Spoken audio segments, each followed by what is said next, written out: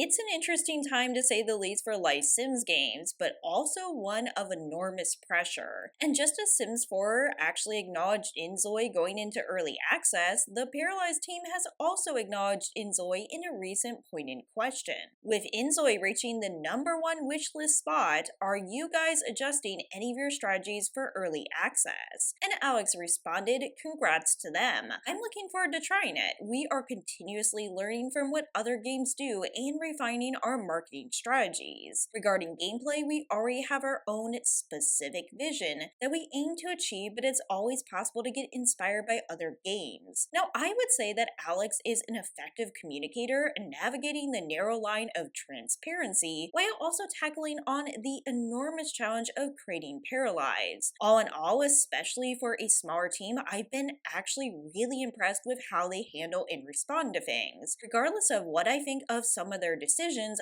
I think they really have a good handle of the vision for their game. Now, the Paralyzed team does continue to open up about how they will handle feedback, updates, spec requirements, and voice actors as questions from fans mount before early access. While we can debate all day about the pros and cons of launching a game in early access, one thing I am adamant about is that early access is, of course, not the same as a full game launch. However, while this does mean keeping expectations in check, at the same time, it does mean collecting meaningful feedback. I would argue this is part of the purpose of early access. Now, on those plans, though, of collecting feedback, Paralives doesn't yet have a firm answer. As this person asked, what are some of your plans for collecting player feedback after early access starts? Alex says it's still to be determined. Maybe a special website that lets players send feedback and see feedback from other players, maybe an in-game feedback tool like Discord, Reddit, or Steam. It could be a mix of all these. Now, I might have covered this before, but I do think this ties into our discussion today as they prepare for early access, because however they do decide to collect feedback, it is going to be important that it's communicated well, and also it's easy for people to provide that feedback. Again, there's a huge difference between just saying this game is trash versus saying I like these elements, but I think this really needs some work. And again, I'm not saying that Paralyzed needs to be the most complex and have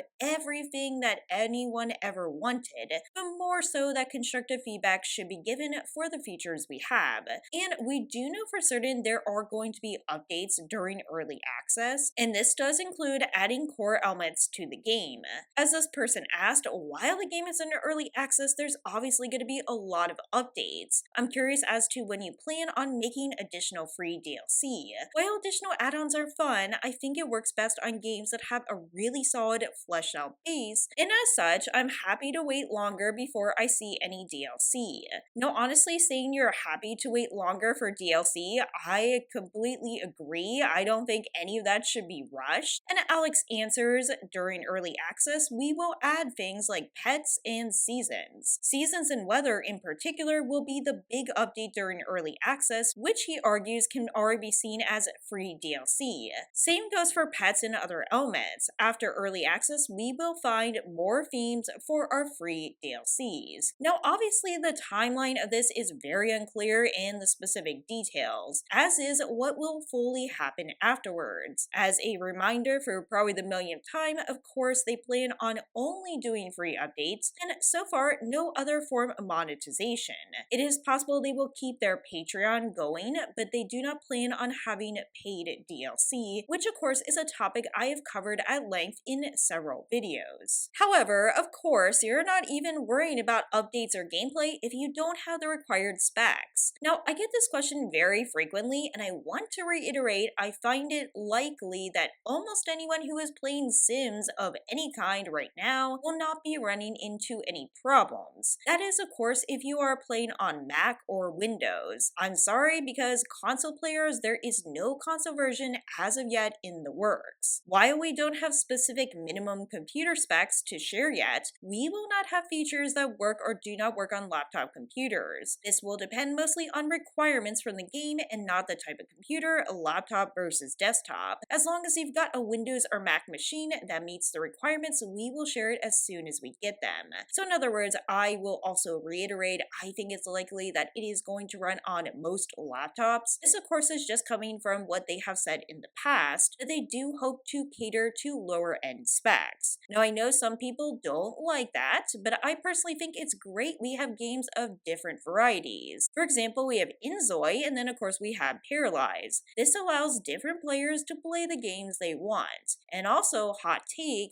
I don't think that a game is necessarily worse or better just on specs alone. It depends on why those specs exist and what the gameplay is as a whole. But now, let's get into some specific core elements that need to come together for Paralyzed to even be functional. We're going to check quickly about how the team is handling voices and also how challenging they have found even creating animations. The question is, I know that you eventually want to record voices using voice actors, but I'm curious how para voices will work now.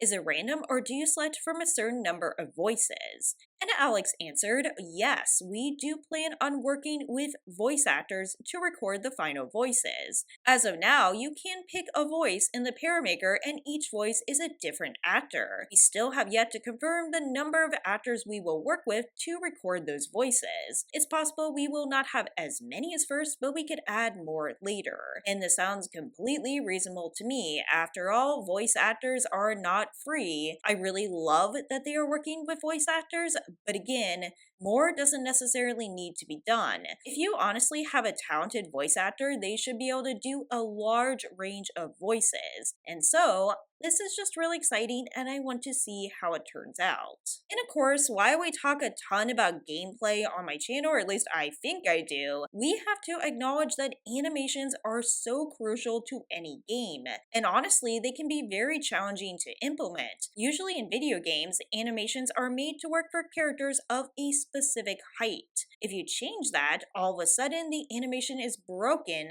and the characters are not positioned correctly. To fix that, we need to dynamically adapt the animations to make sure the hands are placed on specific parts of the body. For instance, of course, which is very challenging. Sometimes if the difference is too big, we need to create different animations altogether and set up the dynamic adaptations for these too. And so, in other words, a lot of times people look at a feature, everyone's guilty of this, where we say, oh, that's a nice thing to have, but I'm not that excited about it. And in other words, even the smallest features in a game like this take a lot of time, thought, and effort. And I just want to round this all off because I think it's easy to think the Paralyzed team is just sitting back and chatting if you are not following on Patreon or Discord.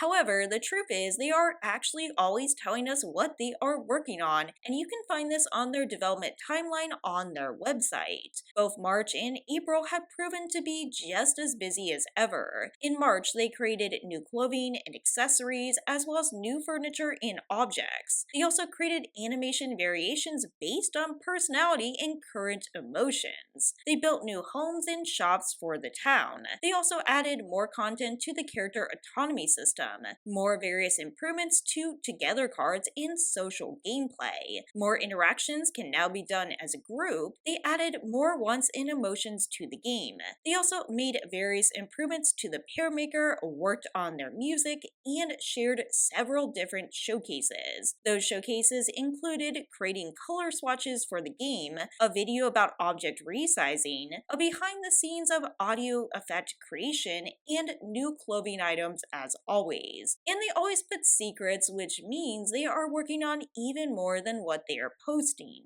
And in April, they have been developing and adding content for the core systems, like interactions, needs, and relationships, designing different aspects, fixing bugs as always, working on the creation of the town, creating various art assets, creating more character animations, and working on the soundtrack. We still have many months of 2025, and technically speaking, early access could come as late as December of 2025, and it would still be their initial projection.